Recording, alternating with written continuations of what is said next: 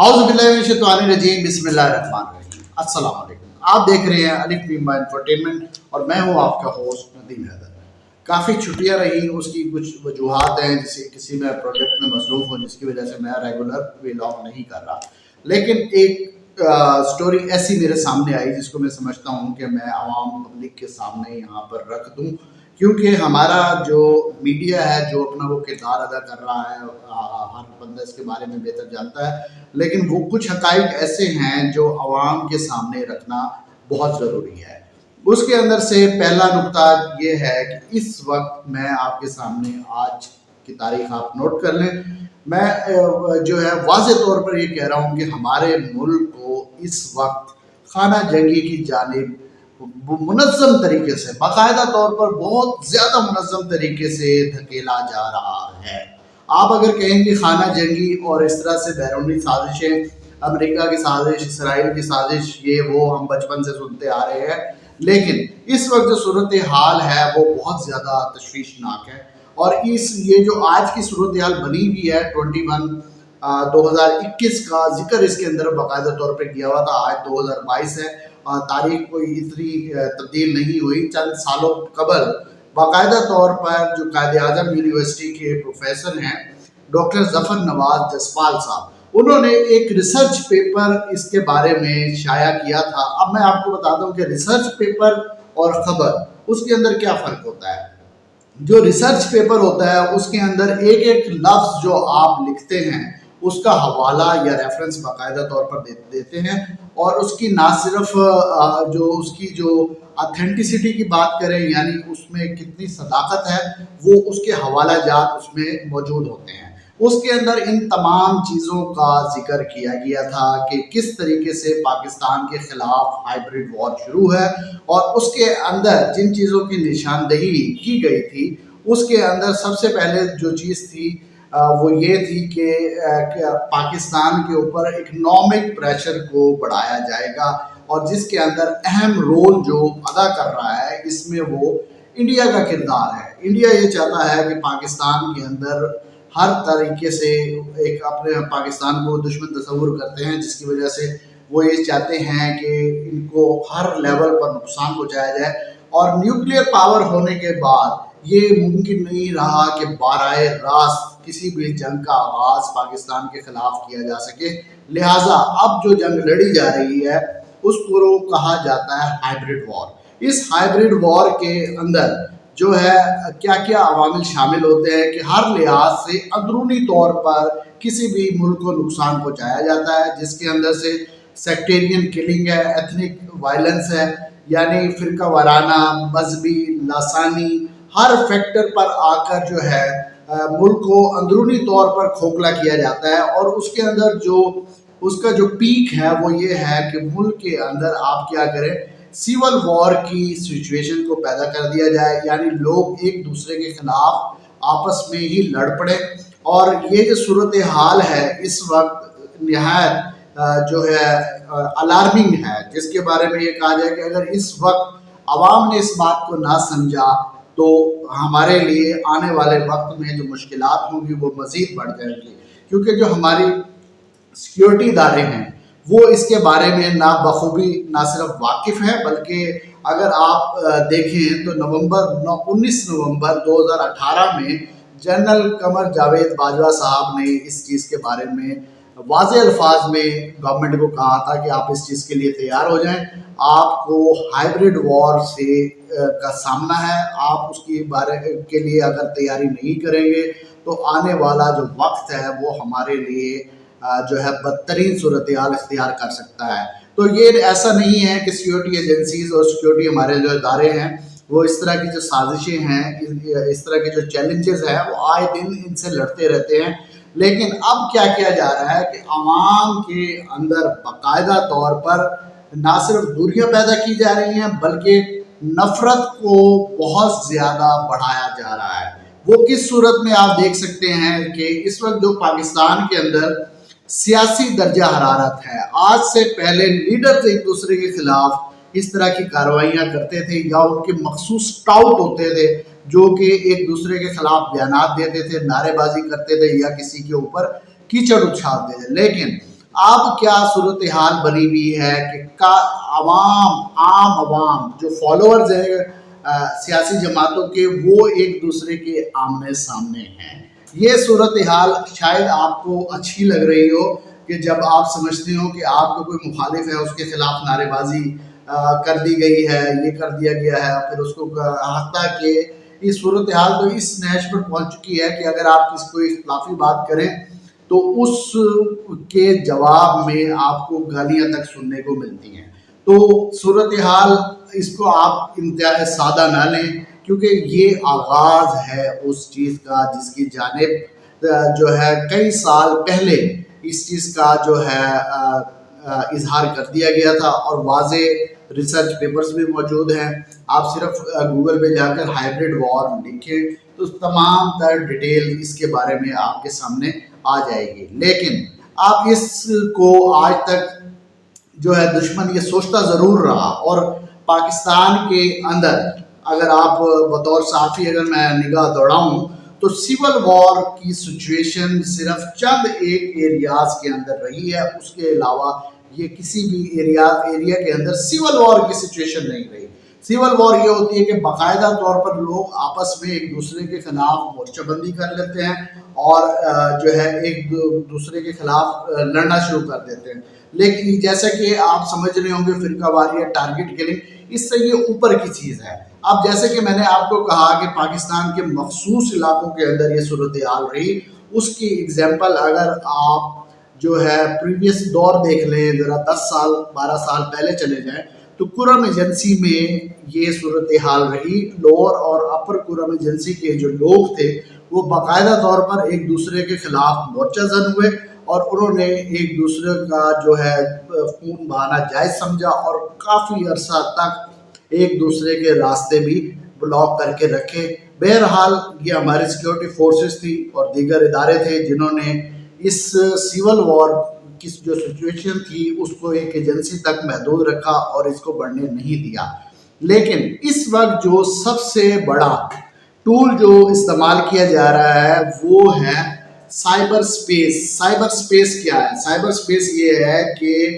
Internet, social media, mobile phone کا استعمال کرتے ہوئے لوگوں کے دماغ میں اپنا ایجنڈا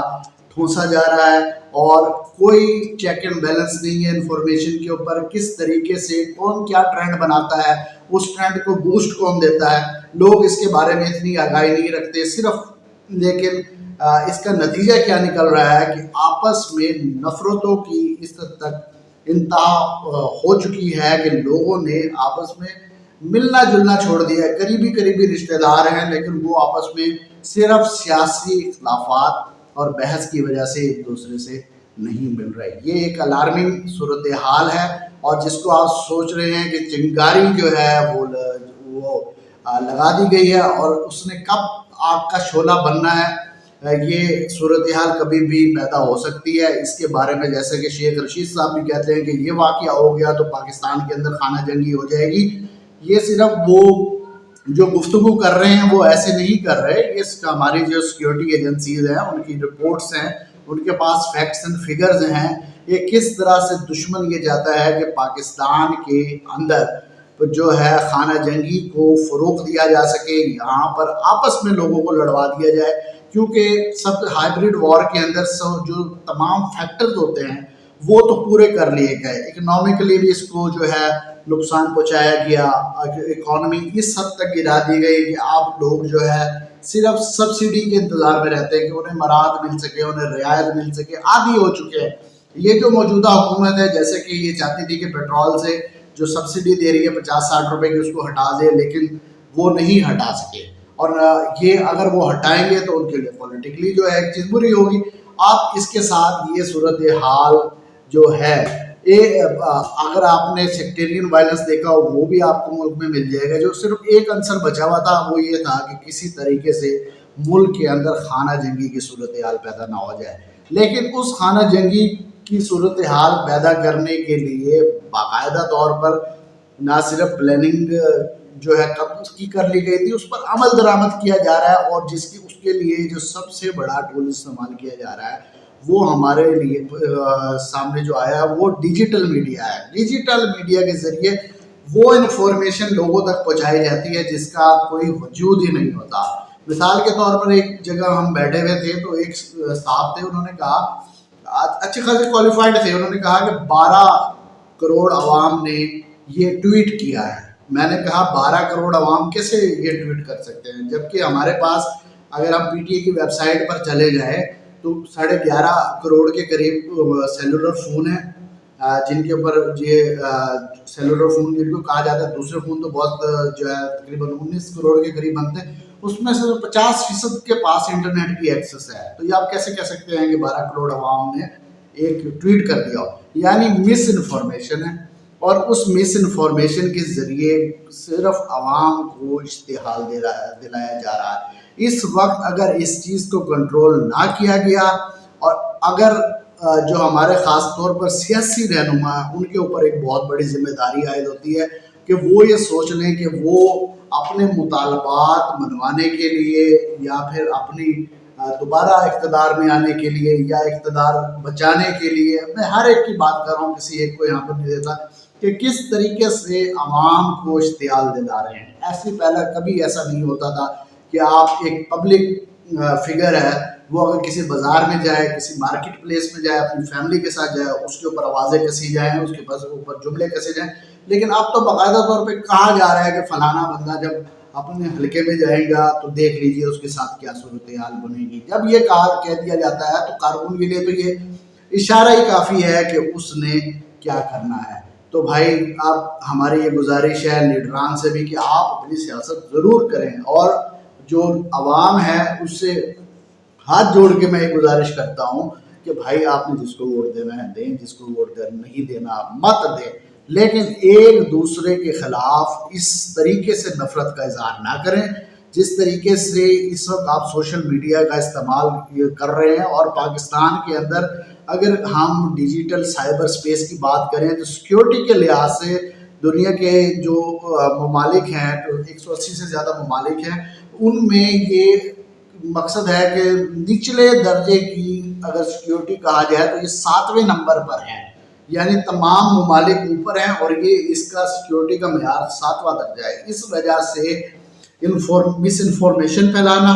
یہاں پر بہت زیادہ آسان ہے, اور اب اس کا استعمال کیا جا رہا ہے لوگوں کو آپس میں لڑوانے کے لیے. کیونکہ جو ہمارا پڑوسی ملک بھارت ہے, نیو دہلی نے TTP بھی بنا دی, PLA بھی بنا دی, PLF بھی بنا دی, لیکن جو ہے وہ اپنے مقاصد میں کامیاب نہیں ہو سکے. ان کا مقصد صرف اسی صورت میں پورا ہوگا کہ وہ کسی طریقے سے عوام کو آپس میں لڑوا دیں, جس کی ابتدا جو ہے میں ایک دفعہ پھر آپ کے سامنے بات کر رہا ہوں, شاید اپنی بات کو دوہرا بھی رہا ہوں کیونکہ اس بات کی اہمیت بہت زیادہ ہے, کہ جس کی ابتدا ہوتی ہے ہمیشہ کسی بھی لڑائی کی زبان سے. زبان کے بعد وہ بات چیت آتی ہے ہاتھا پائی تک, اور ہاتھا پائی کے بعد جو ہے گولی بھی چل جاتی ہے. اگر ایک گولی چل گئی خدا نخواستہ تو اس کا رد عمل کیا آئے گا, اس وقت لوگوں کے جذبات کس حد تک ہیں, اور کس طریقے سے کوئی مذہبی کارڈ کھیل رہا ہے, کسی نے لسانی کارڈ کھیلنا ہے, اور کوئی جو ہے وہ سازش کا نام دے رہا ہے, اور صرف کیا کرنا چاہتے ہیں کہ ان کا مقصد کیا ہے, وہ جو ہے مقصد صرف ایک ہی ہے, وہ ہے اقتدار کی کرسی کو حاصل کرنا. تو لہٰذا میں آپ لوگوں سے گزارش کر رہا ہوں کہ سیاسی لیڈران اس پر عمل درآمد کریں یا نہ کریں, لیکن آپ ذرا کوئی بھی بیان دینے سے پہلے, ایک دوسرے کو کوئی کامنٹ کرنے سے پہلے یہ ذرا سوچ لیں کہ اس کا نتیجہ کیا نکلے گا. اگر اس کے اوپر قابو نہ پایا گیا تو مزید آنے والی ہماری جو صورتحال ہے جو ہے نہایت سنگین ہو سکتی ہے, کیونکہ عدم برداشت ہمارے معاشرے میں مختلف واقعات میں یہاں پہ کوٹ نہیں کرنا چاہتا کہ جس حد تک عدم برداشت ہمارے اندر موجود ہے آپ وہ مجھ سے زیادہ جانتے ہیں. صرف ایک چنگاری کی ضرورت ہے, اور وہ چنگاری پیدا کر دی گئی ہے, لگا دی گئی ہے, اور خدا کے لیے اس کو آگ کا شعلہ بننے سے روکیں, اور صرف یہ سوچ لیں کہ ہم ایک دوسرے کے خلاف کیا کر رہے ہیں. بھائی ایک دوسرے سے سیاسی اختلاف کا مقصد یہ نہیں ہے کہ آپ کسی کی ذاتیات پر آ جائیں, اور سائبر کی جو سیکیورٹی ہے اس کے حوالے سے جیسے کہ میں آپ کو کہہ رہا ہوں کہ ایک تو مس انفارمیشن پیدا کی جا رہی ہے اور دوسرا ایک دوسرے کی عزتیں اچھالنے کے لیے اس کا استعمال کیا جا رہا ہے کہ جیسے کہ اب آپ کو پتہ ہے کہ ایک خاص جو لیڈر ہیں ان کی کچھ ویڈیوز آنے والی، یہ سلسلہ شروع سے جاری ہے اور اس سلسلے کو روکنے کی ضرورت ہے۔ آپ جس مرضی کے پارٹی کے ساتھ ہیں رہیں، لیکن اپنے سیاسی اختلافات کو مخالفت دشمنی میں بدلنے کی کوئی آپ کو ضرورت نہیں ہے۔ آپ سے میری ایک دفعہ پھر ہاتھ جوڑ کے میں آپ سے گزارش کرتا ہوں کہ بھائی جو مرضی کریں، جس مرضی کو ووٹ دیں، لیکن ایک دوسرے سے اتنی دوریاں مت بڑھا لیں کہ بعد میں قریب آنا مشکل ہو جائے۔ اور اگر کسی کو یہ جو میں نے آج انفارمیشن آپ تک پاس کی ہے اس کو اگر آپ کاؤنٹر چیک کرنا چاہتے ہیں تو ہائیبریڈ وار فیئر ان پاکستان، اس کا لنک بھی میں کوشش کروں گا کہ ڈسکرپشن میں ڈال دوں، وہاں پہ جائیں اور دیکھیں کتنے سال پہلے یہ پیشن گوئی کی گئی تھی کہ یہ صورتحال بنے گی اور یہ صورتحال بنانے کے وہ قریب آ چکے ہیں۔ اب کوشش یہ کی جائے کہ ہر شخص اپنا حصہ ڈالے،